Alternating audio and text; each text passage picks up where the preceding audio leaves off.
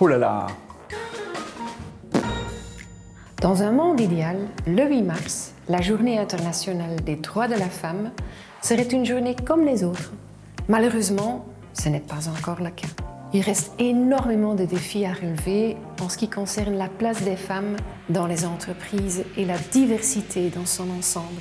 Si nous communiquons aujourd'hui, c'est parce que, à la vue de ces défis, plusieurs secteurs et beaucoup d'entreprises également ont déjà développé des initiatives propres à leur individualité et à leur situation.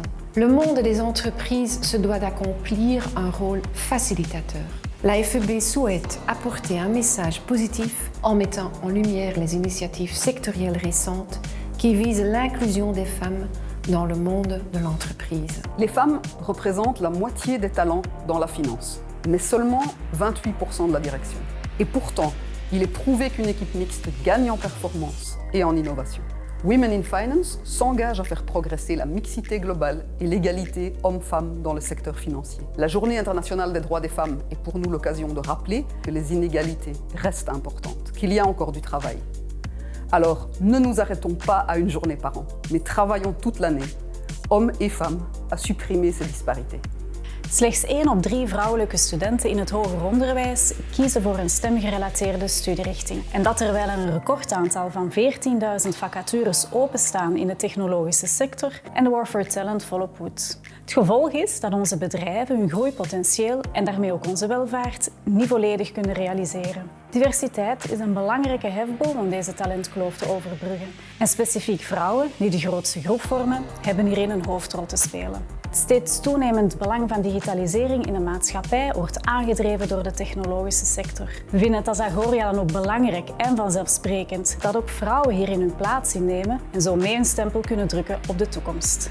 Trop peu de femmes sont aujourd'hui actives dans le secteur de la collecte et du traitement des déchets. Elles représentent moins de 5% de l'ensemble des ouvriers et moins de 40% de l'ensemble des employés. Le secteur est encore souvent perçu comme machiste et beaucoup de femmes hésitent à postuler. Face à ce constat, Denew veut faire bouger les choses et a lancé Women in Recycling.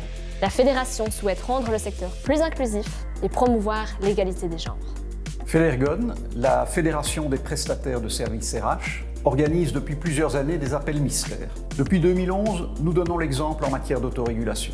Federgon travaille avec une entreprise externe qui organise ces tests qui sont crédibles, car fondés sur une très bonne expertise sectorielle. Elle pose des questions spécifiques afin de détecter de possibles indices de discrimination. Les appels mystères dans le secteur de l'intérim s'inscrivent dans une large politique d'autorégulation en matière de non-discrimination du secteur lui-même et viennent comme la touche finale d'un dispositif très large et très inclusif. Ook dit jaar moedigt het VBO alle vrouwen, alle mannen en alle ondernemingen aan om uit hun comfortzone te komen. Wees niet bang. Voel u thuis in uw functie. Volg uw ambities. Erken en waardeer uw werknemers, man of vrouw, op gelijke voet. Zo strijdt u tegen ongelijkheid en bevordert u diversiteit in het algemeen, zodat ieder zijn plaats kan vinden. We zullen de ongelijkheid niet oplossen door eenzijdige maatregelen te nemen die alle bedrijven moeten toepassen. Wettelijk opgelegde quota zijn een fout middel om meer diversiteit te bereiken. Elke sector heeft zijn eigenheid, zijn uitdagingen, zijn structuur en zijn werkwijze. Het is aan hen om het heft in handen te nemen.